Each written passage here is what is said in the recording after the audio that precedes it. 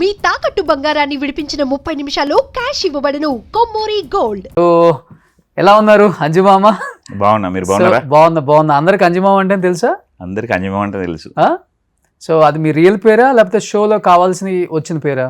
అంటే అంజమామ అంటే నా పేరు అంజయ్య మిల్కూరి. అంజయ్య ఊర్లో మా అల్లుళ్ళు ఉంటారు కదా, అంజమామ అనేటోళ్ళు. ఓకే. సో అట్లా ఇప్పుడు శ్రీకాంత్ కు సొంత మా మేనల్లుడే. సో అట్లా అంజమామని పిలిచేటోళ్ళు. తర్వాత నేను బయట దేశం పోయినప్పుడు అక్కడ కూడా మామ అని పిలిచేటోళ్ళు.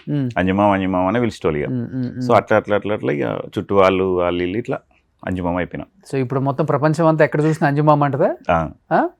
అంతేనా? అంజయ్య అంటే ఎవరు తెలియదు, అంజమామ అంటేనే తెలుసు. ఓకే. అంజయ్య ఆయన ఎన్ని రోజులు అవుతుంది అంజీ? ఈయనకనా 14 సంవత్సరాలే. ఓ, సో ఈ రోజంతా అంజయ్యతో వెళ్దామా? అంజమామతో వెళ్దామా? Yes. But first of all appreciate చేయొచ్చు అంజీ మీ అందరిని. ఎందుకంటే లంబాడిపల్లి అనేది ఒక చిన్న విలేజ్, ఒక 500-600 ఇల్లు ఉన్నాయని నేను విన్నా. అలాంటి ఒక ఊరిని ఈరోజు ప్రపంచంలో ఉన్న తెలుగు ప్రజలందరికీ తెలిసేలా చేశారు. దానికి కర్త కర్మ క్రియ అంటే ఎవరని చెప్తావు అంజీ? శ్రీకాంత్. సో దానికంటే ముందు ఏంటంటే మేము ఇట్లా రావడానికి కారణము ముండేశ్వర్ అని మా భావం.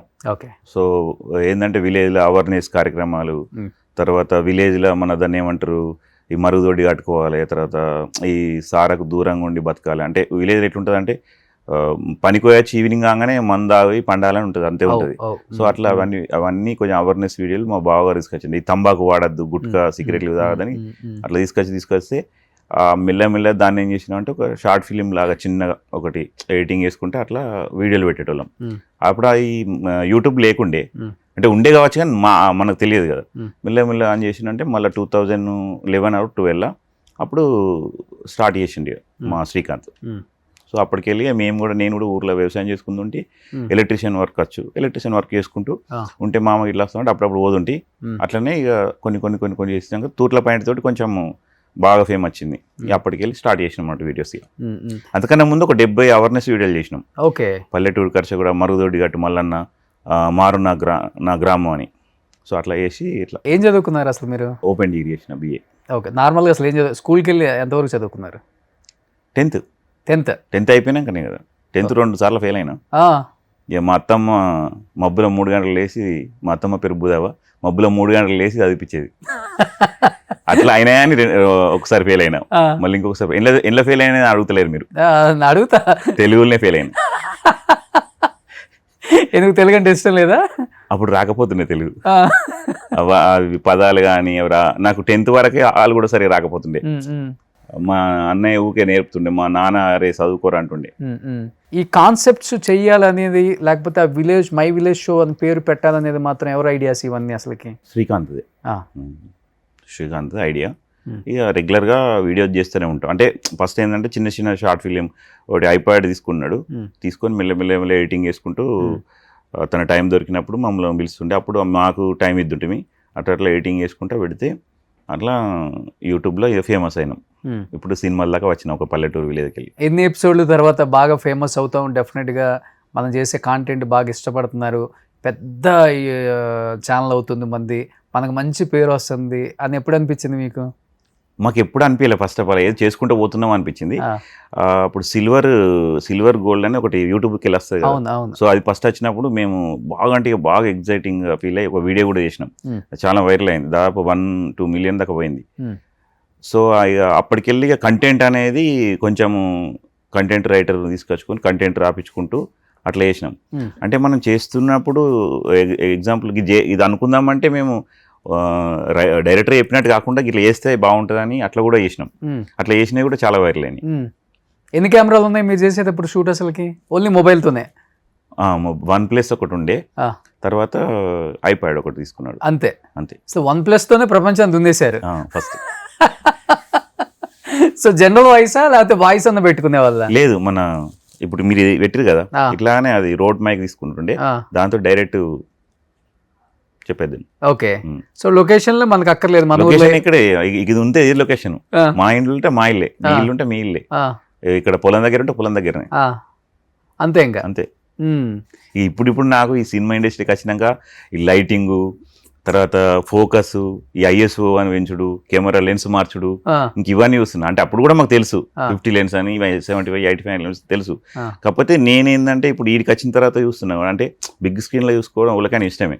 కాకపోతే నాకేందంటే ఇక్కడికి వచ్చినాక ఒక డిఫరెంట్ అనిపించింది. అరే మేము వాడేటి కానీ అప్పుడు అదేమో తక్కువ క్వాలిటీ, ఇదేమో ఎక్కువ క్వాలిటీ అని ఆలోచించుకున్నా. బిగ్ స్క్రీన్లో చూసుకున్న వాడికి హ్యాపీ అనిపిస్తుంది. ఓకే. కానీ ఫస్ట్ అంజి ఎవరెవరు స్టార్ట్ చేశారు అసలు? మై విలేజ్ షో వీళ్ళందరూ లేరే ఫస్ట్ లో? First of all my village start చేసింది శ్రీకాంత్. శ్రీకాంత్ తర్వాత నేను, రాజు, చందు, మధు, గంగవ్వ. ఓకే. సో ఇంతే, అంతే. సో గంగవ్వ కూడా ఫస్ట్ నుంచి ఉందా? ఫస్ట్ నుండి మధ్యలో వచ్చింది. మధ్యలో వచ్చింది కదా.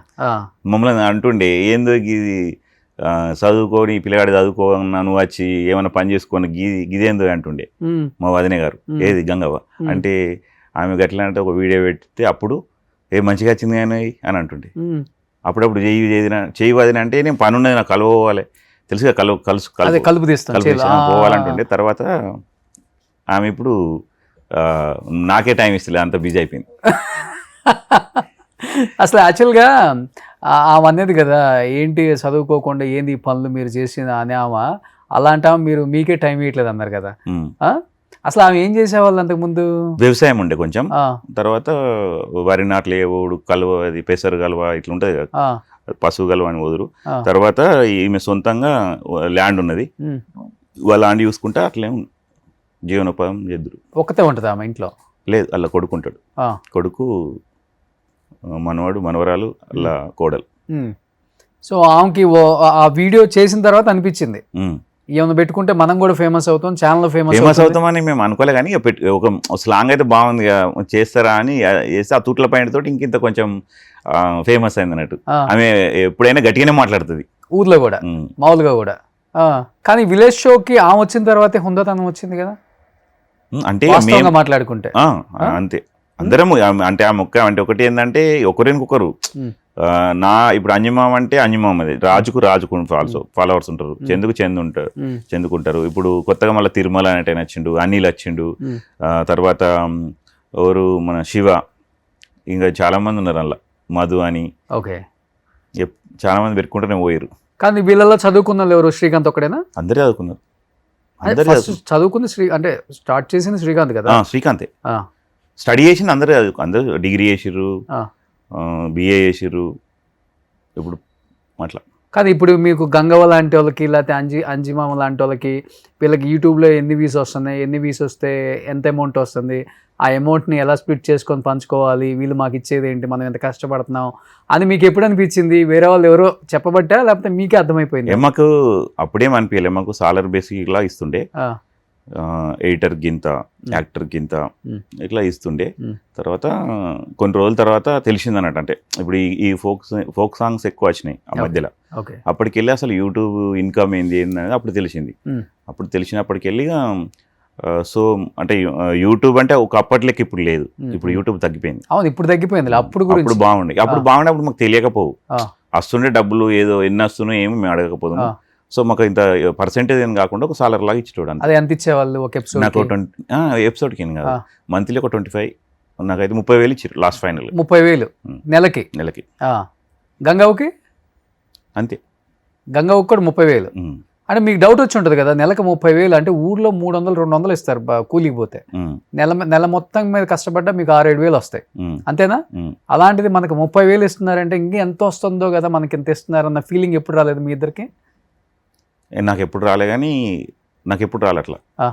అంటే డబ్బులు వస్తున్నాయని తెలుసు, ఎంత వస్తున్నాయి ఏందని నేను ఎప్పుడు అడగలేదు, ఎందుకంటే మనకు వర్క్ అట్లా చేసుకుంటూ పోతున్నాం అని అంతే. గంగవ్వకి కూడా రాలేదా? గంగవ్వకి ఇప్పుడు వచ్చింది, బిగ్ బాస్ పోయాచినాక వచ్చింది. అవునా? ఓ డిమాండ్ చేసేది వచ్చి ఇప్పుడు నాకు ఇంత అయితే చేస్తా షో, అట్లేం చేయలే కానీ చేస్తుంది, అంటే రెగ్యులర్గా చేసుకుంటూ పోతుంది. ఆమెకు ఇక బయటకు వెళ్ళినా ఇప్పుడు అప్పటిలాగా సాధన అయితే లేదు. ఇప్పుడు కొంచెం యాక్టింగ్ చేయాలంటే కొంచెం ఇది ఖర్చు చేయాలంటే ఒక్కొక్క క్యారెక్టర్ కాదు, ఫుల్ లెంత్ క్యారెక్టర్ ఉంటుంది. అప్పుడు ఖచ్చితంగా మనం టైం టు టైం మెయింటైన్ చేయాలి. ఒక్కొక్కసారి 2-3 రోజులు నిద్రలే ఉండదు, తెలిసే కదా మీకు, ఒక షూట్ ఉండి ఇంకో షూట్ ఇట్లా. సో అట్లా అని ఆమె కొంచెం ఆమెకు ఏంటంటే ఇప్పుడు సినిమాలు తగ్గించింది, ఫస్ట్ లాగా వేస్తలేదు, 1-2 ఇప్పుడు కూడా 2-3 ఒప్పుకున్నది సినిమాలు చేస్తుంది, కానీ అప్పుడంతా సాధన అయితే లేదు ఆమెకు. ఇటు అవి ఇవి వస్తాయి, ఇక ఊర్లో సాలరీ బేసిక్ లా ఇస్తాడు అన్నట్టు ఇప్పుడు కూడా. ఓకే. అంటే ఇప్పుడు కావాలని బయటకు వస్తున్నారా, లేకపోతే మీరు ఎవరైతే చెప్తున్నారో శ్రీకాంత్ మీ మేనల్లుడని, అతను అగ్రిమెంట్లు రాసున్నాయి కాబట్టి అగ్రిమెంట్ ప్రకారంగా మాట్లాడి ఒక్కొక్కరిని బయటికి పంపించే ప్రయత్నం చేస్తున్నారు అనేది కూడా బయటకు వినపడ్డది కదా, ఏది నిజం ఉంది అసలు దీంట్లో? ఏ నిజము అబద్ధమేమో నాకు తెలియదు కానీ నా విషయంలో చెప్తే వాళ్ళ విషయంలో ఏమో మనకు తెలియదు, నేను అడగలేదు. సో నేనేంటంటే నేను ఒక 2.5 yearకి వెళ్ళి 2.5 year నుండి చేస్తలేను. నాకేంటంటే అడిగండి శ్రీకాంత్, సో అంజమామ అగ్రిమెంట్ చేసుకుందాం అన్నాడు.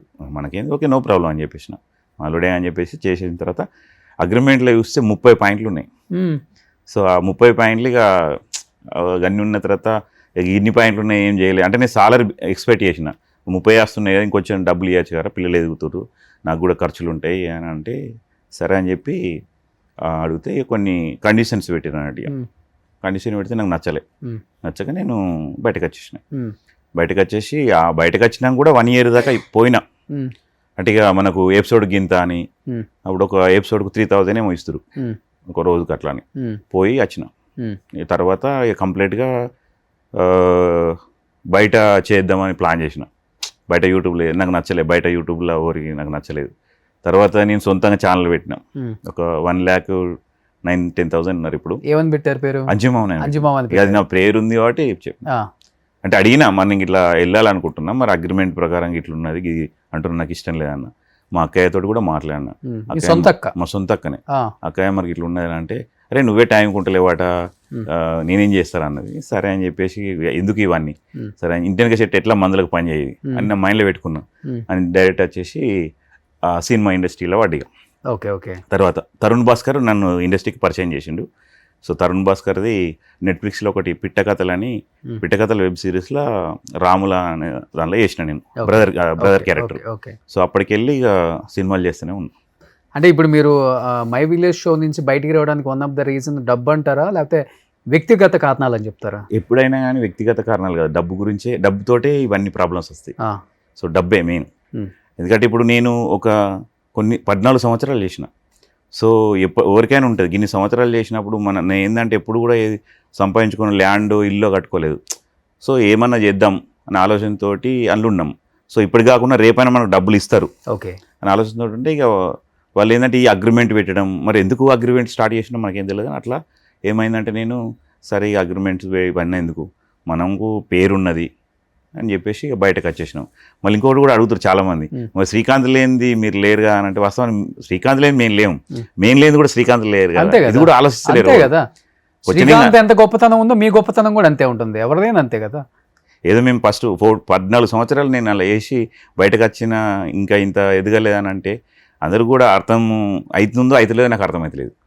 అట్లా అనగా అంటే అగ్రిమెంట్ మెయిన్ దాని కారణం వల్ల నేను బయటకు వచ్చేసిన అంతే, వేరే ఇష్యూస్ ఏం లేదు. సొంత మేనల్లుడే 30 కండిషన్లు పెట్టాడు మీకు, మామ ₹1 తింటే ఏంది అనుకోలేదు, అంతే కదా. ఇక అతని ఆలోచన ఏముందో తెలియదు. సో అట్లా జరిగినాక నేను వచ్చేసిన తర్వాత ఛానల్ పెట్టుకునేటప్పుడు చెప్పిన, మరి నేను ఇలా అంజమామ ఛానల్ పెట్టుకుంటున్నా, మరి ఏమైనా అభ్యంతరం ఉందని కూడా అడిగిన.